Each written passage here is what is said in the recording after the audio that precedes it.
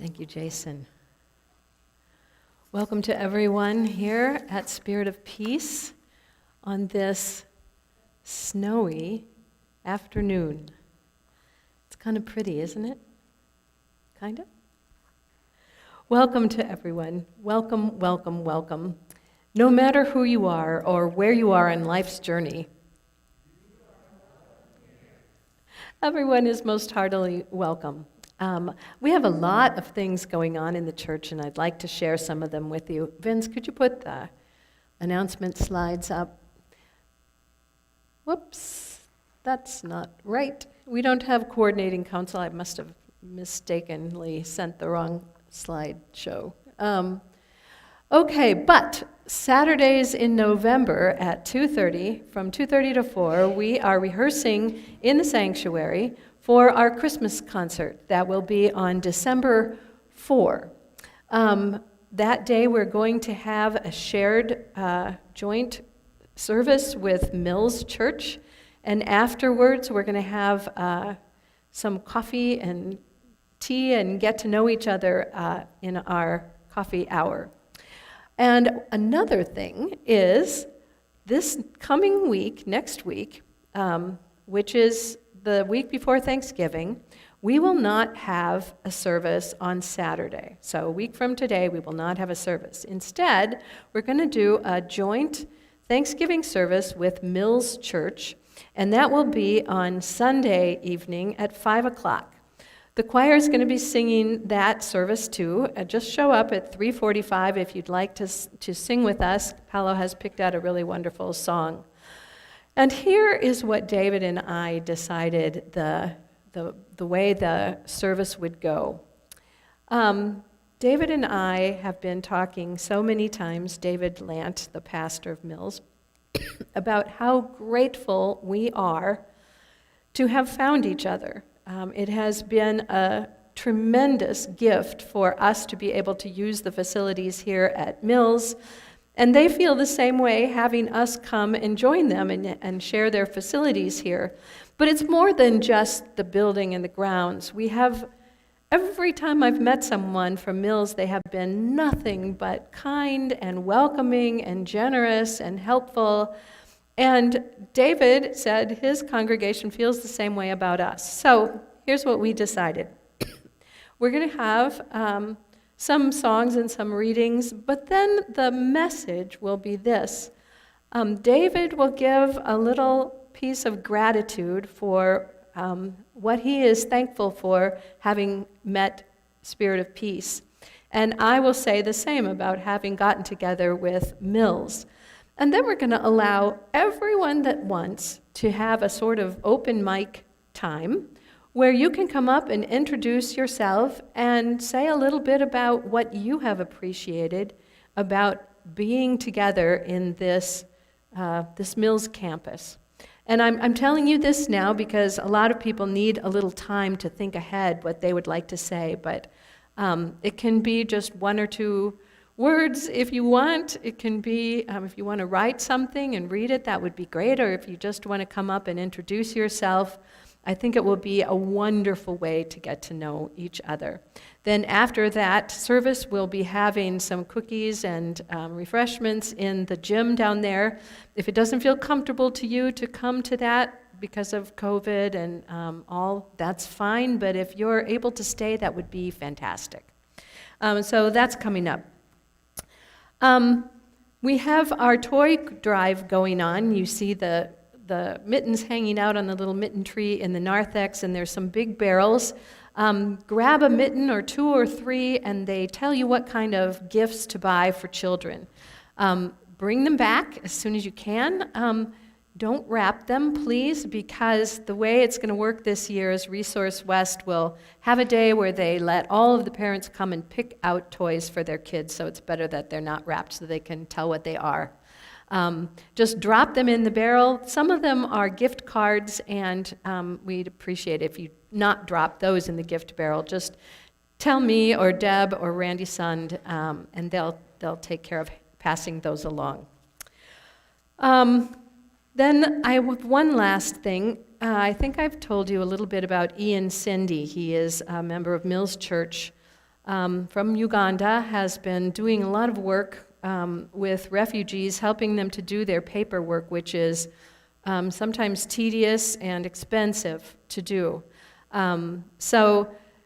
Ian has, he's just a young man, but he's been doing a lot of that. And he also has been working to support homeless youth back in Uganda. He has a piece of land that he has been given, and he wants to first create a community center there and then some housing for homeless youth in Uganda. They have, because of all the upheaval that has happened in the country, there's a lot of kids without a place to stay. Now, Ian supports a lot of this out of his own income, and his income comes from driving Ubers and Lyft cars. And he was the victim of a mugging and carjacking some weeks ago. He was injured, his car was damaged. So it was a tragedy for somebody who's such a lovely, generous, kind, caring young man. But good thing is he's back in Uganda right now because he's going to get married in 2 weeks. David Lant is going to go to Uganda so he can attend the wedding. And I would invite all of us to contribute to a wedding gift for Ian. This is what it looks like. Deb Flynn is going to have this envelope during our coffee hour today. If you would like to donate, you can write a check or offer cash. We'll send the cash with David when he goes in a couple of weeks. There's a card in here to sign too. So I'm excited about making that connection. Okay, I think that's all the announcements I have. Does anybody else have any that I haven't mentioned? Okay, it's getting dark already, so it's time for us to enter into worship on this evening, this late afternoon. So I invite you to put your feet on the floor. You know, this is late in the day, and we've already done a lot of things, so when we come to this time of gathering together, sometimes we bring a lot of anxiety and to-do lists, and our minds are just spinning. So I invite you to take a big breath in through your nose. Know that you are breathing in beautiful breath of God. Let it just swirl around and clear out your head and breathe it out. And as you breathe out, just let go of some of those thoughts that cling to our brains and won't let us go. Just let them for an hour. Just go. Take a deep breath in. Breathing in God's very life. Without that breath, we could not live.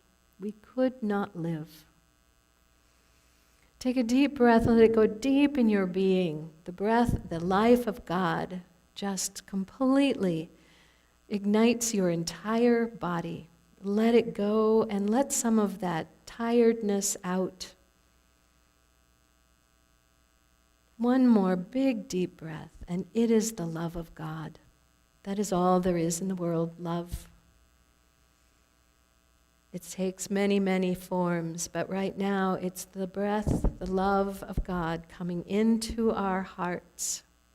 As you breathe out, let go of any thoughts that are unloving, and particularly, let go of any thoughts you have that are unloving about yourself. One more deep breath. Feel yourself grounded in this place. Feel yourself reaching out all around you to the others that are here, the beautiful spirits that are the part of community of Spirit of Peace.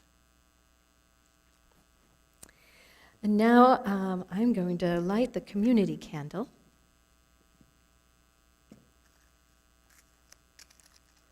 We'll see how I do lighting the match.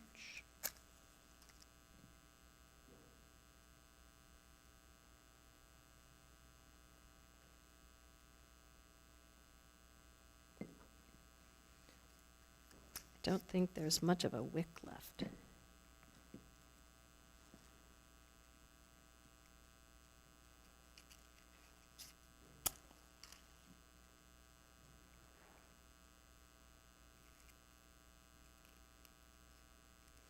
Sometimes in our communities, we have to go looking for who will be the wick.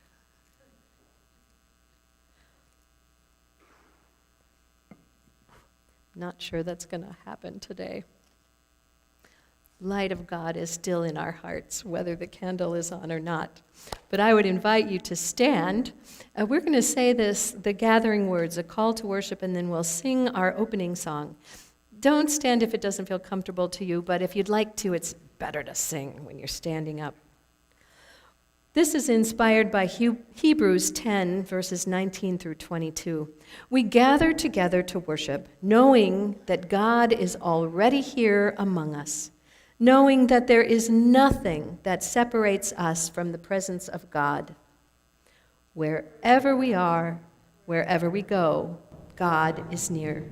So let us enter into this service of worship with confidence and hope, knowing that God is already with us and that God stands eager to meet us and bless us with love. Our song is called "The Earth is the Lord's." It's to the tune of "Immortal, Invisible, God Only Wise," and it's some beautiful words about our creation.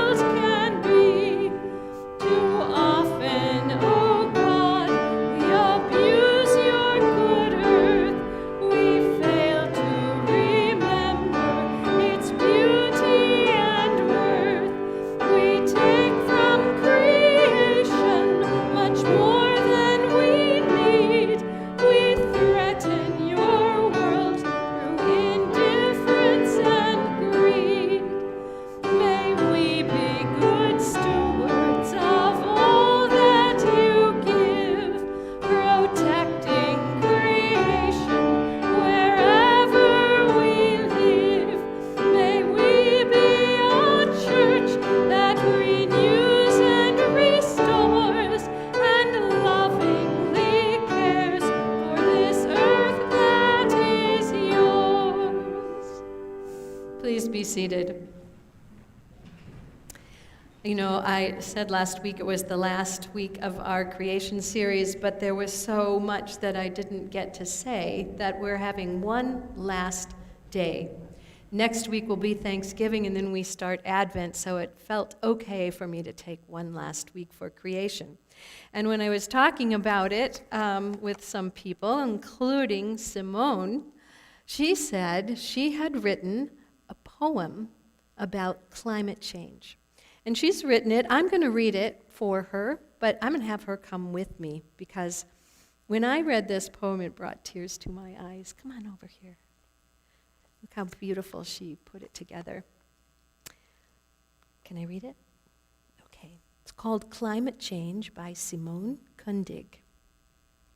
A big blue sea up in the sky, but we're down here, and it's up there. The sky goes dark. Where are we? I want to go home, but how?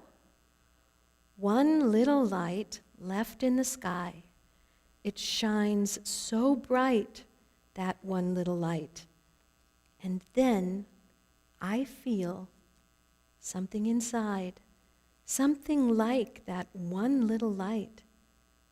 And then I think to myself, I'm never alone. That one little light is with me. Just like that light I will shine so bright. Good night, world. Oh, thank you so much for sharing that with us. You want to go sit back down? You know, the world is going to be okay that we have children like that coming in. Okay, so now Simone's grandmother, Deb Flynn, is coming up. Deb found a song that she really liked, and she said, can we sing it together? So that's what we're going to do. It's a song called I Am Not Alone, and it's by Carrie Joby. Job?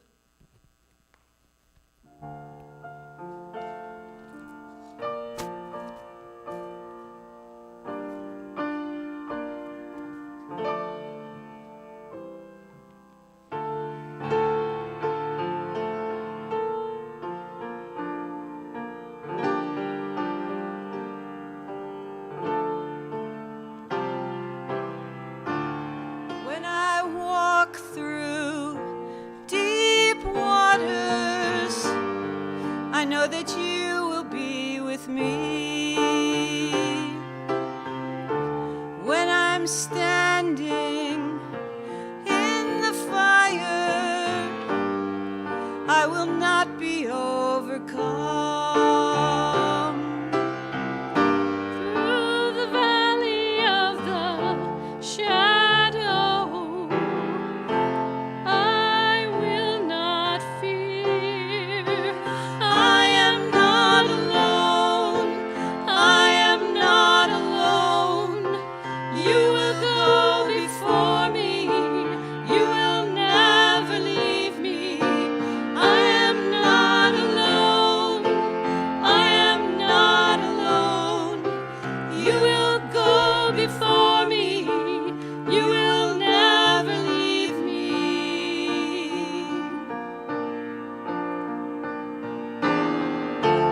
In the midst of deep sorrow, I see your light is breaking through. The dark of night will not overtake me. I'm pressing into you. Holy One, you always guide me. I will not fear. I am not alone. I am not alone. You will go before me. You will never leave me. I am not alone. I am not alone. You will go before me. You will never leave me. I am not alone. I am not alone. You will go before me. You will never leave me. I am not alone. I am not alone. You will go before me. You will never leave me.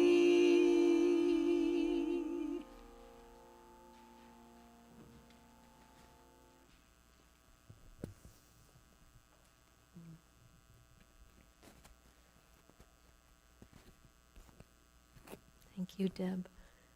Thank you, Jason. Our reading today is a kind of difficult, prickly passage from Mark, and I'd like to invite Jesse up to read it.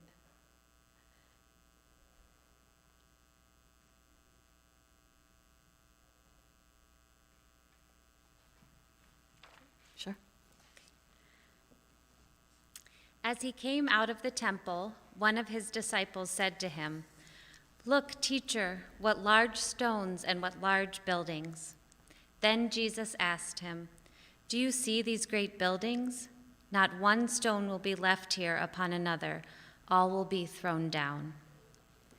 When he was sitting on the Mount of Olives opposite the temple, Peter, James, John, and Andrew asked him privately, Tell us, when will this be, and what will be the sign that all these things are about to be accomplished?" Then Jesus began to say to them, "Beware that no one leads you astray. Many will come in my name and say, 'I am he,' and they will lead many astray. When you hear of wars and rumors of wars, do not be alarmed. This must take place, but the end is still to come. For nation will rise against nation, and kingdom against kingdom. There will be earthquakes in various places. There will be famines. This is but the beginning of the birth pangs."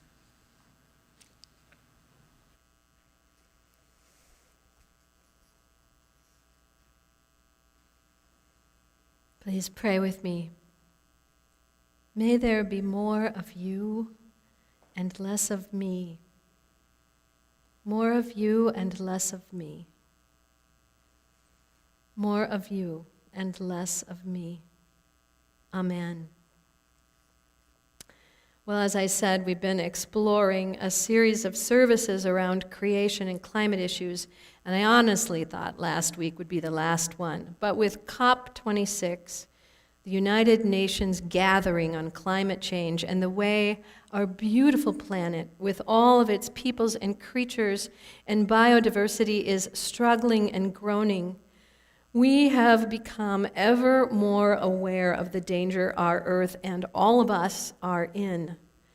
It's been impossible to ignore the news coming out of Glasgow, especially the grit and the passion of the youngest attendees, members of Generation Z, just emerging into adulthood and completely consumed with waking up the world so that they can hope to have a reasonable future, an opportunity to live whole and healthy lives on a whole and healthy planet.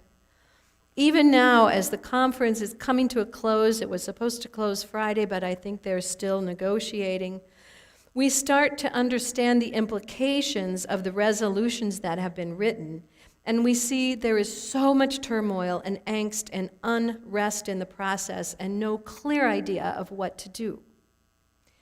Likewise, our gospel text today is a troubling one. It's filled with images of imminent deconstruction and catastrophic change.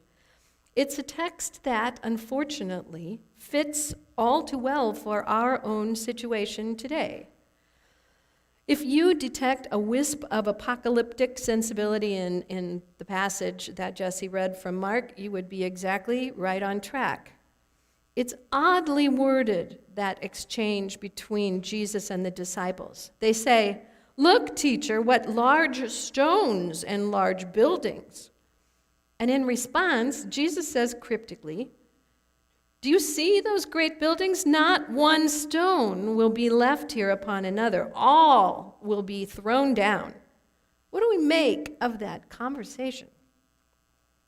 Well, to get perspective on what's happening here, why it sounds so dire, and what on earth meaning we might glean for ourselves, we have to step back, take a bigger picture, and go a little bit back in the Gospel's narrative.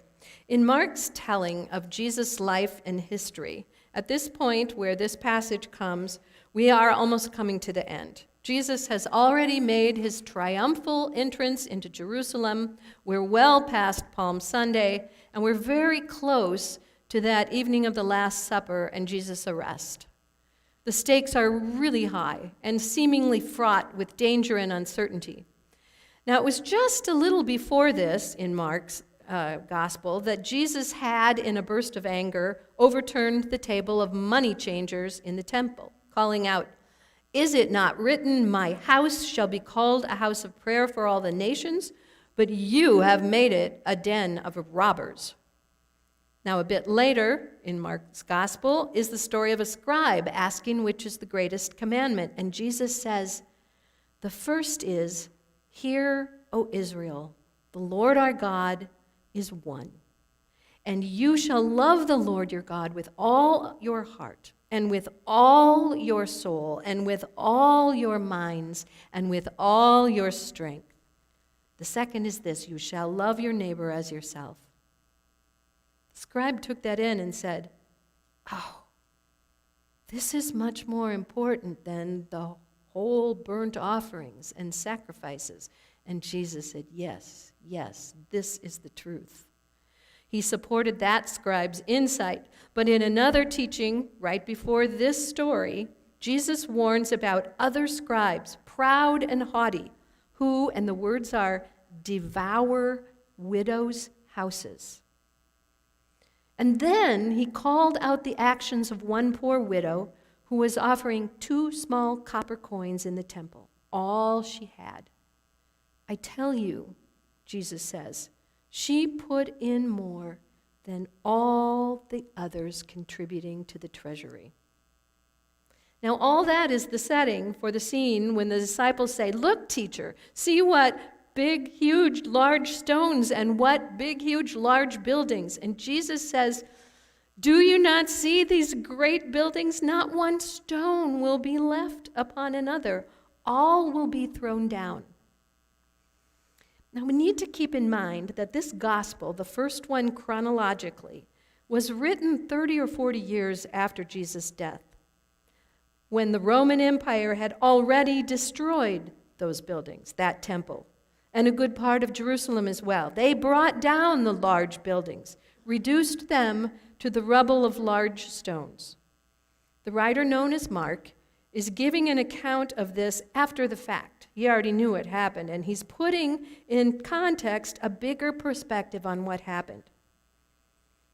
Jesus had been trying to tell people how the magnificent temple had been built off the life savings and exploitation of widows and the poor.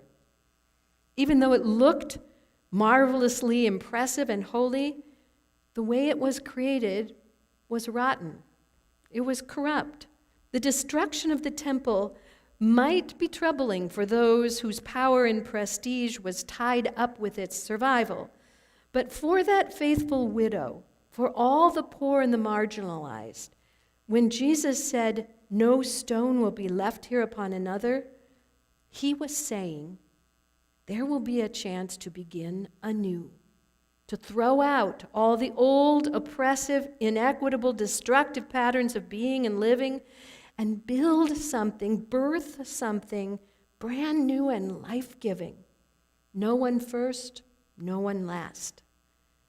It seems as if Jesus is describing a vision of destruction and apocalypse, and in a sense he is, but it is a tearing down of the old and distorted ways so that the new could be born. Now, as is often the case throughout the Gospels, the disciples don't seem to understand what's actually happening. Even as Jesus outlined how the temple was built through coercion and an abuse of privilege, taking advantage of the sweat and the labor and the donations from the poor, the disciples were still enamored of the temple's splendor. They couldn't refrain from taking pride in it, its glory, its stature, its importance. Now, much as we like to snicker at the disciples, how often they don't understand what Jesus is teaching, we can be a little slow in the uptake as well. One of the challenges for us here in the 21st century, living in one of the most affluent countries in the world, is that it's a challenge to really relate to what Jesus is saying. He is compelling us to realize the vast corruption in our world and the deep inequality, and it will take some kind of an apocalyptic transformation to get to the other side of that. With our privilege and our wealth and our power in the United States, it's hard for us to comprehend the gap between our lifestyles and the plights of so many in less advantaged situations. We in the West have built our magnificent lives without considering, or often even without noticing, the struggles taking place in other regions of our globe. Struggles that are so heartbreaking, they are showing up in the global South. Maybe it takes something like COP26 to wake us up. Now, as this United Nations conference has been spotlighting the devastating effects of climate change, Mainstream news all of a sudden has been peopled with activists and researchers telling us alarming statistics. Their voices until now have been kind of stifled and muted, especially in the United States, and I can understand why.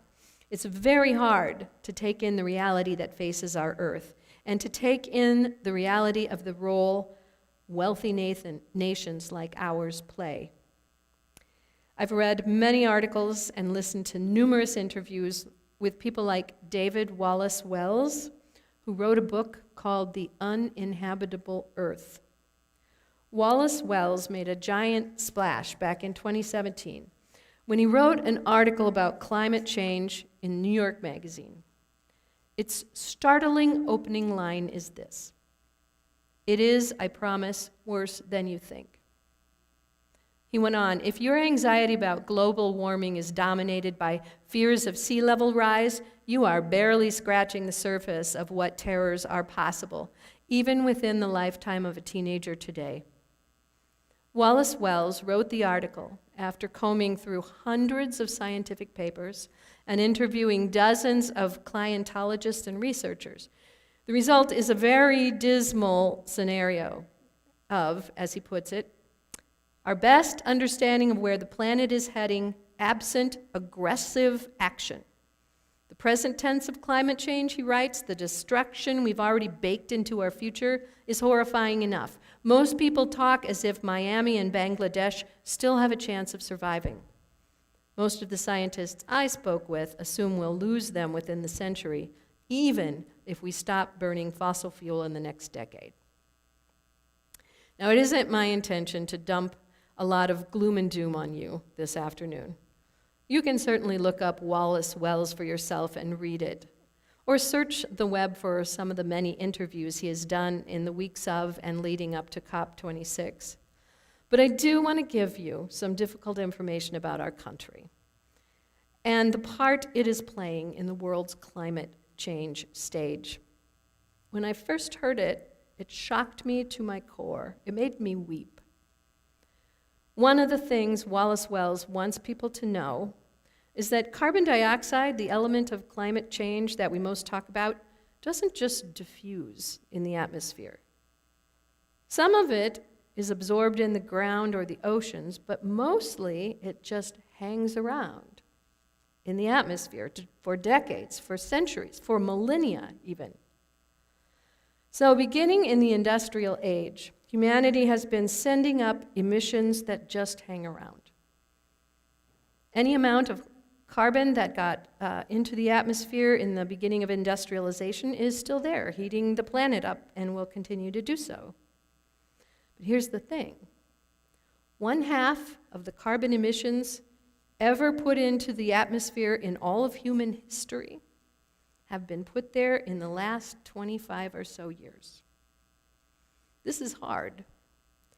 The first testimony to the US Senate about the danger of climate change was in 1988. The first United Nations Climate Conference was in 1992, and as you know, we're at COP26, so that's the 26th one. Sadly and horrendously, we have done more damage in the not quite 30 years that we've been having these climate conferences than in all the millennia that came before. Think of that. At the dawn of the industrial age, businesses used coal and oil, but they didn't know how it was harming the atmosphere, and they had no clue how their actions would affect the eventual world's climate. But we know now. We have been meeting almost yearly to talk about it, and things are getting worse. Here's another terrible thing to learn. 80% of the emissions over time have come from the G20 nations. 20% has come from the US alone. In contrast, the total of the sub-Saharan Africa and all those countries down there in sub-Saharan Africa, they are responsible for only 3% of the total carbon emission for all of human history. That's millions and millions and millions of people. The bottom line is that 25 or 30 years, in that amount of time, the planet has changed from a state of stability to a state of crisis. And as Wallace Wells points out, it's a discriminating crisis. We in the US and Northern Europe are seeing some of the effects. But in sub-Saharan Africa and South Asia, they are suffering enormously.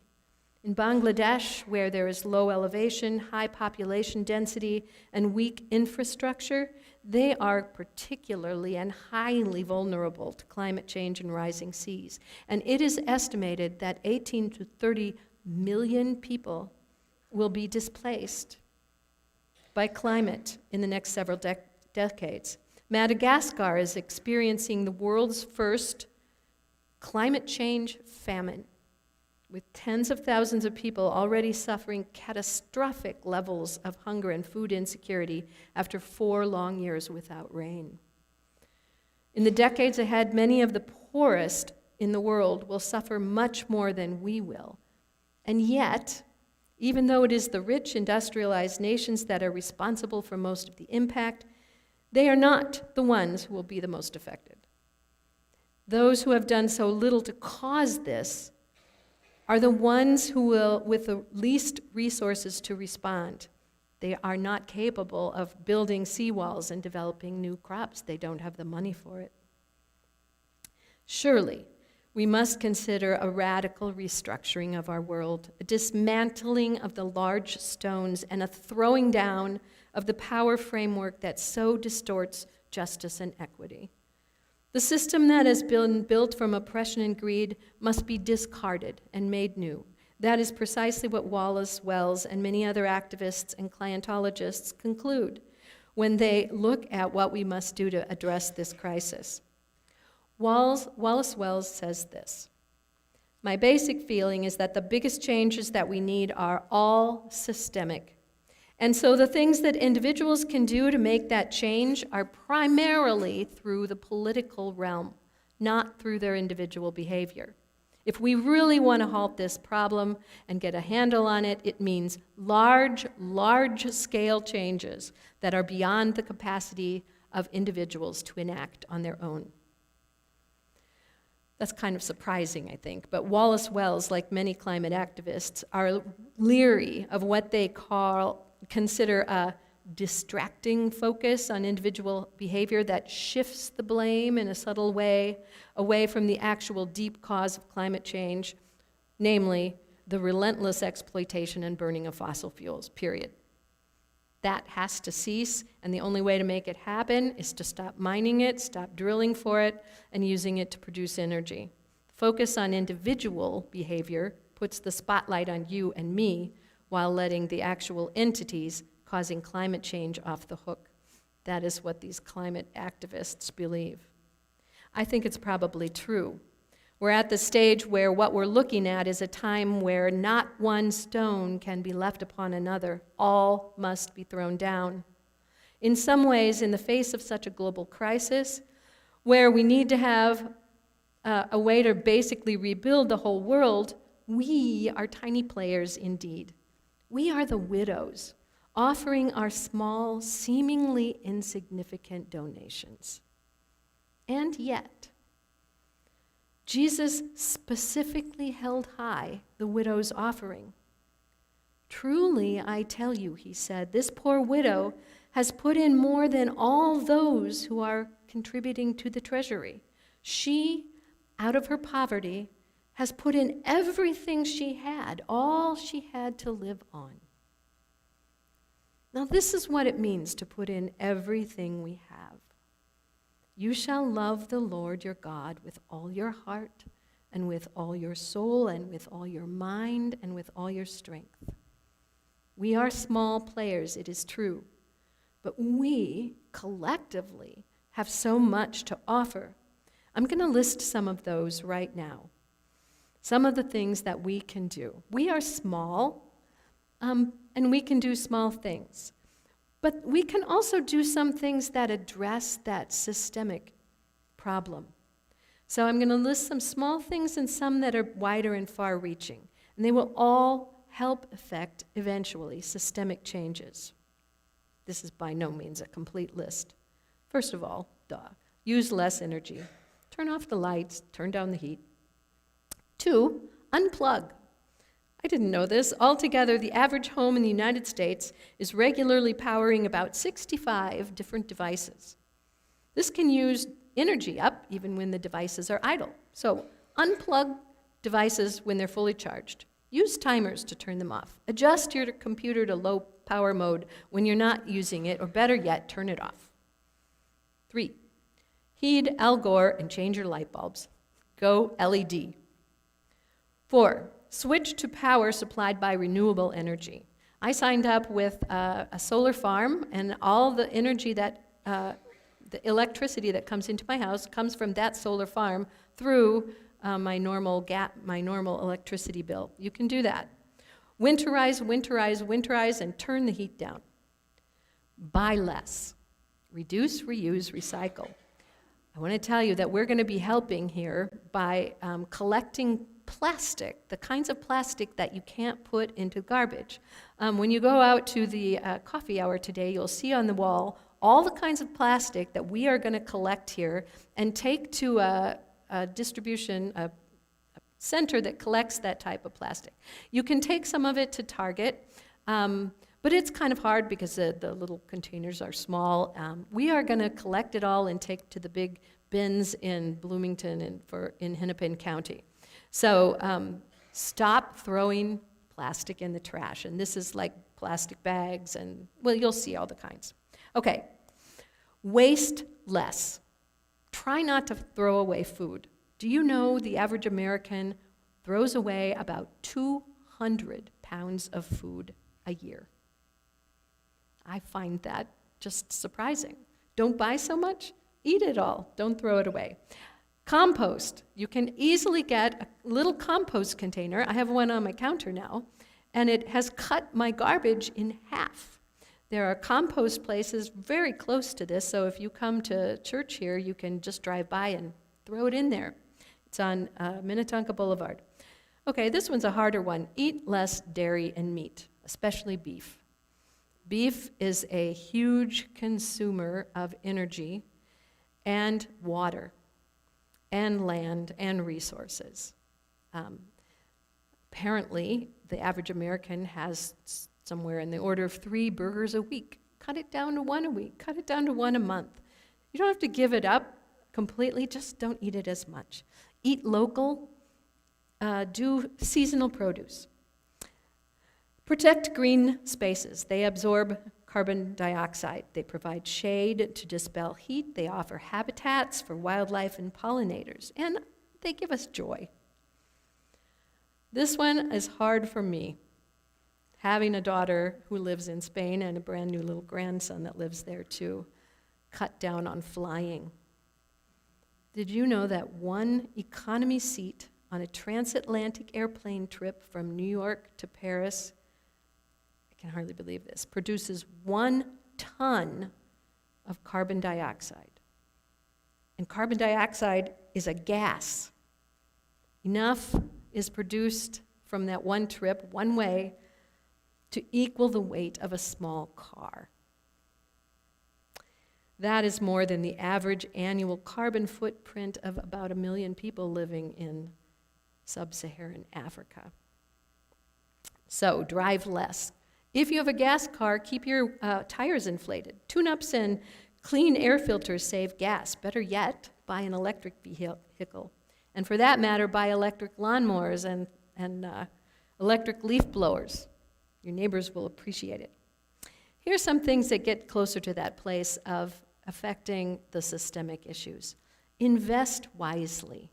There's something now called ESG funds, mutual funds, stands for environmental, social, and corporate governance. And they deliberately don't invest in things like fossil fuels. They look at how corporations are governing themselves and the kinds of policies and openness they have to people of all kinds in all areas of our lives. Steer away from mutual funds that invest in fossil fuels or companies involved in deforestation, etc. The very last thing, talk to people. Talk to people. Especially your elected officials. Talk to your friends, your neighbors, your family. Speak up and share what you're doing. Let your voice be heard. We cannot let this happen on our watch. I want to leave you. I know this has been hard to hear, but I want to leave you with some words from Steve Garnaas Holmes about hope. He writes about how we can keep our bearing when things like climate change are so very hard for us. Here are his words. Hope is not wishful thinking, but trust in what is unseen. God's grace is at work in ways we can't know. Notice the signs, small and great. Stay in touch with others who care and who keep each other's vision alive. Shield your joy. Practice gratitude. Seek healing. Set the burden of your dread or despair or guilt in the hands of the gentle one who heals, who radiates blessing, who even now is creating life. We do not know the end, but we do know the journey is full of life and grace. Walk it. You can't save the world, but you can bless it. Do justice, love mercy, walk humbly with your God. Trust God and work like hell. You are not alone. Amen. As a response to this message, I would invite us to pray these beautiful words that were written by Daniel Charles Damon. It's a song called Pray for the Wilderness, and it's to the tune of Be Thou My Vision.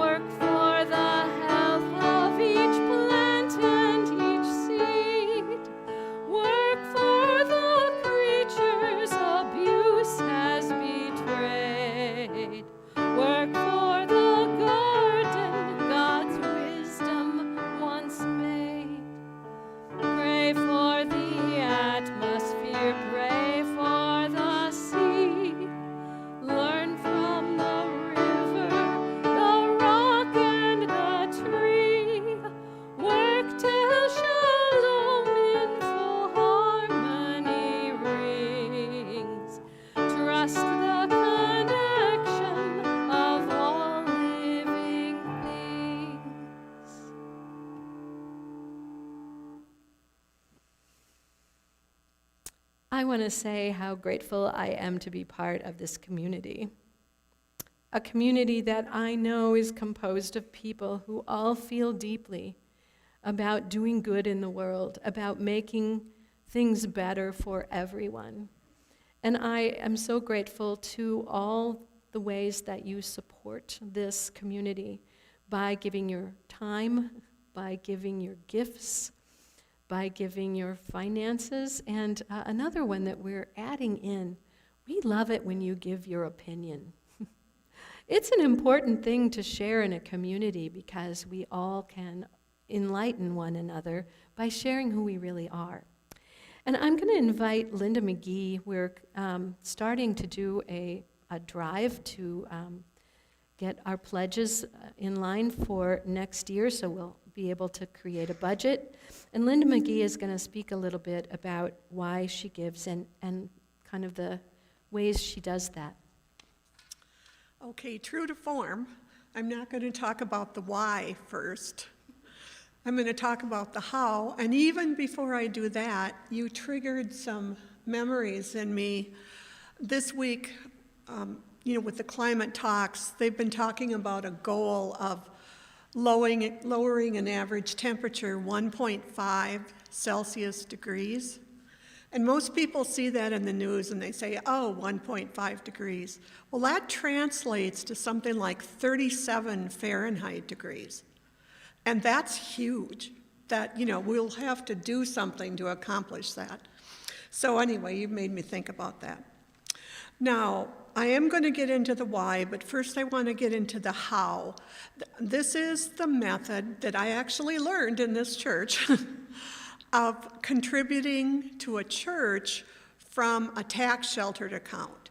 If you're old, and I'm old, and if you have either an IRA that hasn't, or a 401k that hasn't morphed into an IRA, and several other retirement plans that are tax sheltered, you can have them take from that account.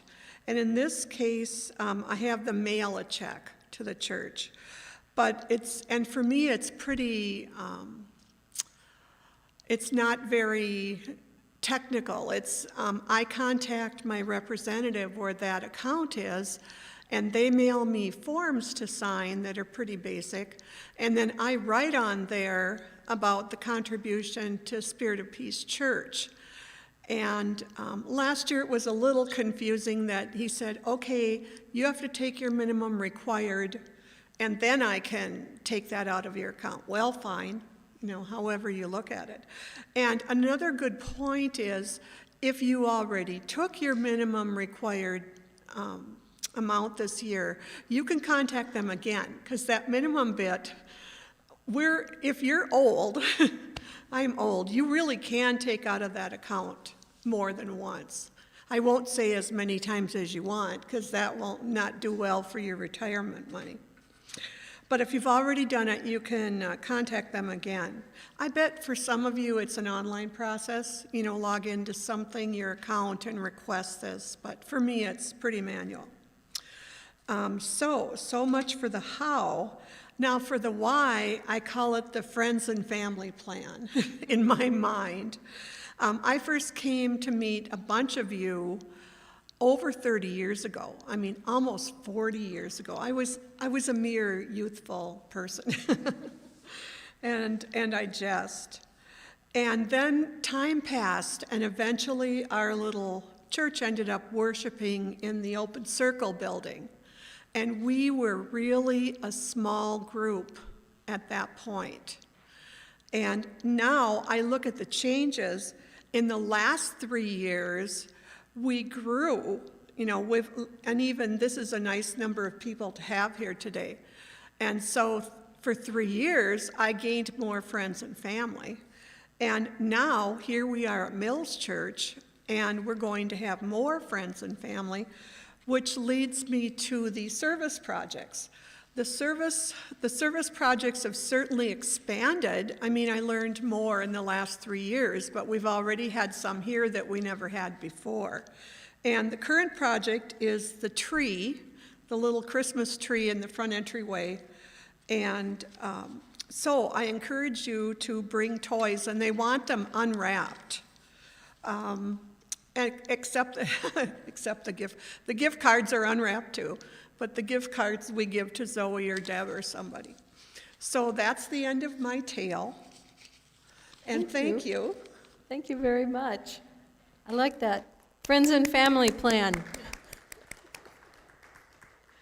Let's sing For the Beauty of the Earth as a form of song of praise.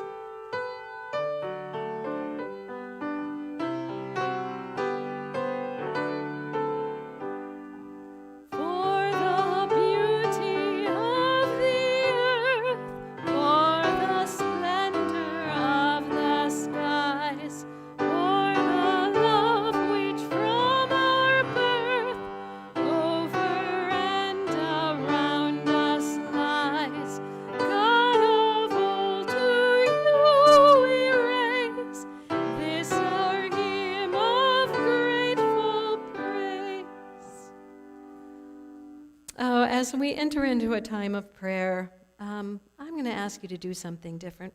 Close your eyes. And as we go into a time of prayer and we think about our beautiful planet, I invite you to think of some of the places that you have spent time in nature or travel or just outside, what you love so much about our planet that you want to hold very dear in your heart. Bring up those images.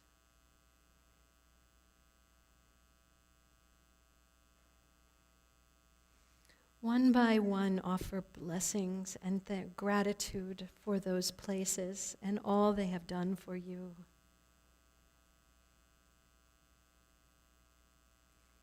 Holy One, our hearts are filled with a gratitude for the beauty of our earth. And we are also filled with remorse when we think of all those who are already struggling with the ramifications of climate change. They're so far away. And we're here in our very cozy sanctuary. It's cold outside, but we're warm in here, and all of us are safe. Holy One, touch our hearts in the days to come. We can't single-handedly change the world, but we can pray. We can talk. We can do those small things that make a difference, and we can help others do big things. We can speak up on behalf of those who don't have a voice at the table that we come to. Holy One, we need your guidance more than ever. We are so grateful for all those who met in Glasgow and the difficult negotiations they went through. We pray that you will help us all keep our promises. As we keep the little promises that are in our own lives, we extend that out into our world.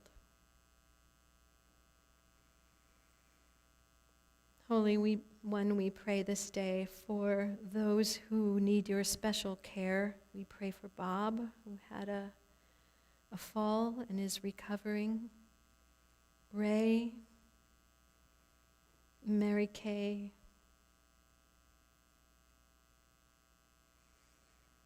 are there others? Holy One, in the silence of our hearts, we think of those who need your special care. We say their names in the silence of our hearts. We extend the warmth of our love and our light out to those places of the earth that are struggling. Help us to know and feel that we are connected to everyone in all places.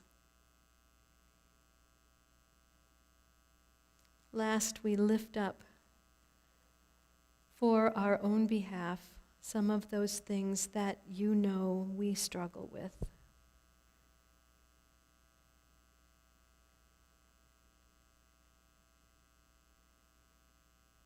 Holy One, for all the prayers we have said out loud today, for all the prayers we have said in the silence of our hearts, and for all those prayers that we don't even have words for, but that the Spirit prays through us, we come together as a spirit of peace community, united in working for your realm here.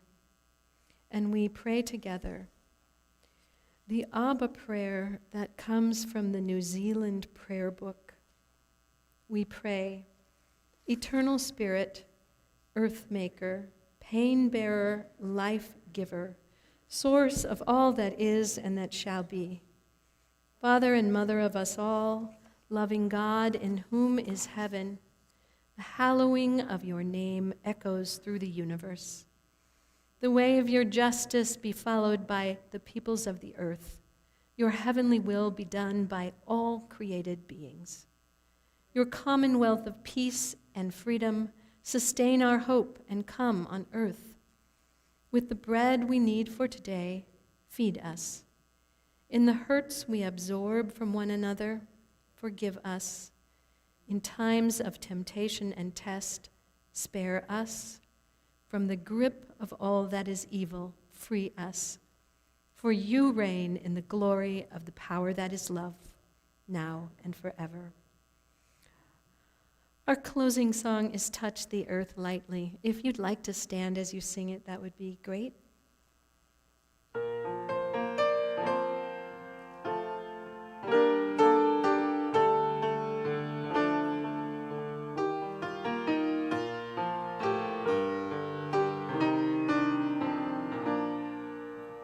Touch the earth lightly, use the earth gently, nourish the life of the world in our care.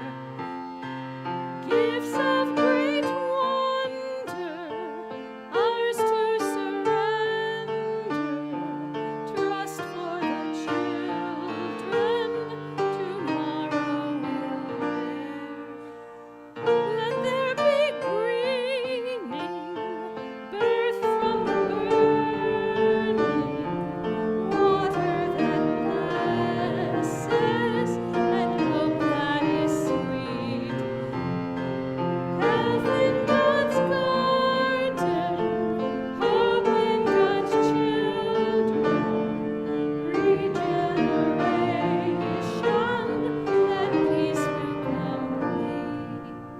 God of all living, God of all loving, God of the seedling, the soul and the sun. Teach us, deflect us, Christ reconnect us, using us gently and making us one. Let us say together the benediction. In the loving of neighbor and the sharing of love, together we shall go on. In the celebration of life and the sharing of life together we shall go on. In the caring of the earth and the sharing of her harvest, together we shall go on. In the variety of people and the sharing of our talents, together we shall go on. In the laughter we make and the sharing of the journey, together we shall go on. In the love of this community and the sharing of our faith, together we shall go on. Go now in the spirit of peace, now and always, and join us for coffee in the gym.